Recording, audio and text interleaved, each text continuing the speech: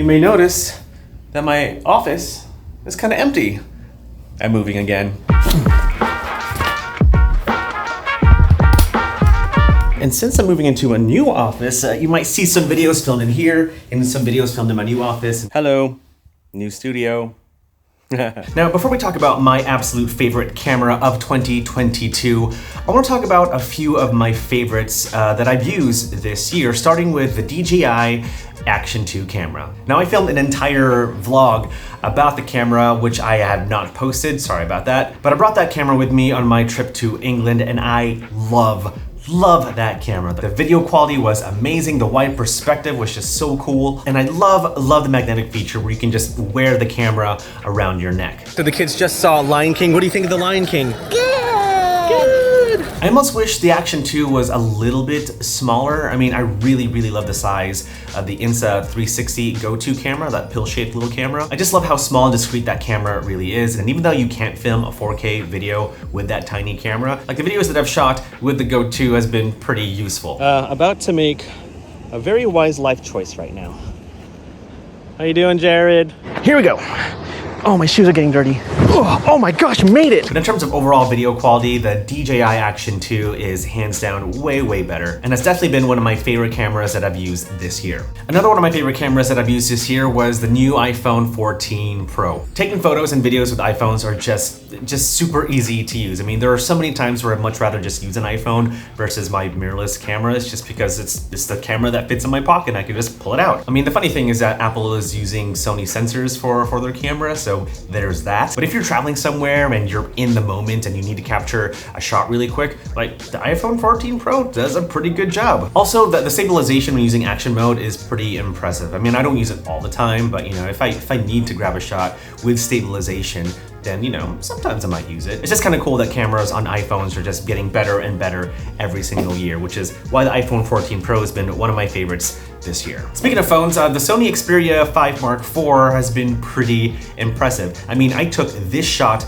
with a phone. I mean, how cool is that? And even though I much prefer the cameras on iPhones better, I just love all the manual controls that you can use on a Sony Xperia phone, whether it's the Xperia 5 Mark IV or the Pro I. I mean, you want to be able to control your camera manually, not just always rely on the auto settings, although sometimes the auto settings on the iPhone 14 Pro are pretty clutch. But the Sony Xperia 5 Mark IV, definitely one of my faves. And another one of my favorite cameras that I got to use this year was the camera on the DJI Mini 3 Pro. That little tiny drone is so impressive that I actually sold my Air 2S just to have the Mini 3 Pro. I mean, as far as image quality goes, it's kind of hard to tell the difference between the two, even though the Air 2S is better, and you should probably use the Air 2S if you're going to use it professionally. But I don't really drone a lot, and so a Mini 3 Pro with really good image quality for photos and videos is plenty fine for me. And also, it's tiny.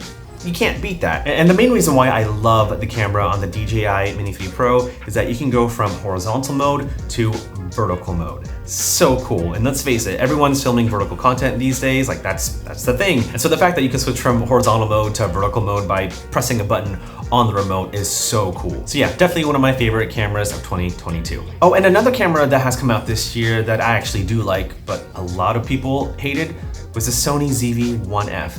I don't know why you guys hate that camera. I mean, it's a really good camera for the price. Yeah, there's a lot of problems with the camera, but every camera has a lot of problems. But I think a lot of people expected it to be the ZV-1 Mark II, where the ZV-1F is a completely different camera. And I think a lot of it has to do with the marketing, to be honest. I don't think the marketing was really clear that the ZV-1F was indeed a different camera than the ZV-1. Like, to be clear, the ZV-1F is intended to be for first-time content creators that don't want to spend loads of money on camera gear. Like, if I was a broke high school or college kid that wanted to upgrade my camera instead of relying on my phone, then I would totally choose the ZV-1F. And what's funny is that a lot of the complaints of the ZV-1 were fixed with the ZV-1F. Things like a wider lens. Like, a lot of people, including myself, wish that the ZV-1 had a wider lens. Well, you now have a wider lens with the ZV-1F. Still, people complained.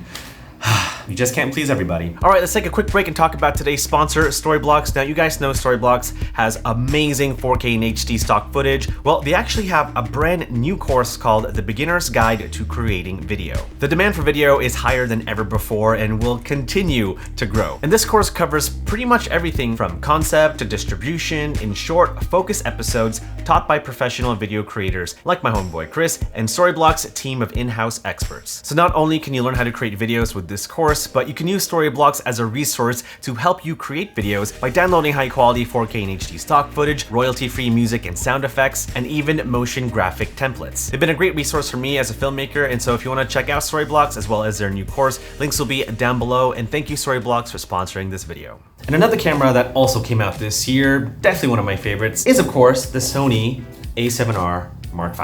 I'm not gonna call this camera of the year or my favorite camera of 2022, mainly because it's still fairly new and I feel like I need to spend more time with it. But this camera is a photography beast, like 61 megapixel sensor, 4-axis tilt screen, dedicated AI processor that memorizes spaces for photos and videos. Like, this is a pretty badass camera. Let's get on the same plane. Okay, I mean, obviously same plane, it should be focused on both of us. But when I move forward, you're still in focus. I'm still in focus, yeah. Right?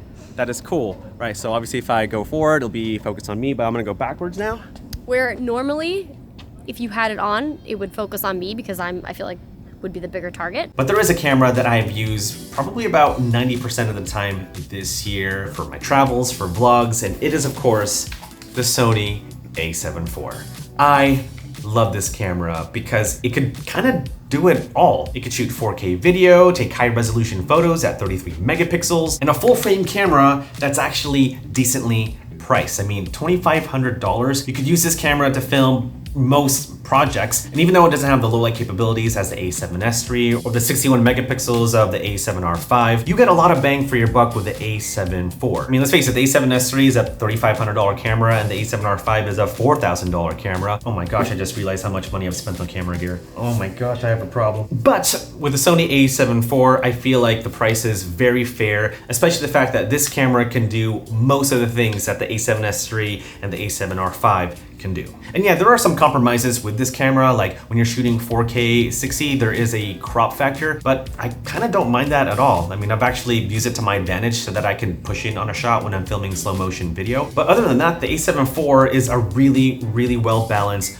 full frame camera. And if you're looking for a full frame camera that can kind of do it all without breaking the bank, the A7 IV is definitely your best bet. And then the money that you would have spent on the A7S III or A7R V, you can invest that with lenses or audio gear or camera backpacks or whatever you want. But the fact that this camera is such a workhorse and doesn't cost too much gives me reason to call the A7 IV camera of the year. It's definitely my favorite camera of the year, and I will continue to be using this camera for 2023. But that is it for this video. The Sony A7 IV, my favorite camera of the year. You may disagree with me, you may agree with me. So let me know what you think in the comments below. If there's another camera you feel is camera of the year, would love to know your thoughts. But I have to move now. I gotta move the rest of my crap to the new office. This big table, all the lights. Oh man, I gotta take the lights out. I don't really like moving, but I gotta do it. All right guys, thanks for watching. Thanks for hanging out. Much love to you all, and I'll see you in the next one. Oh boy, here we go. Oh, cramp.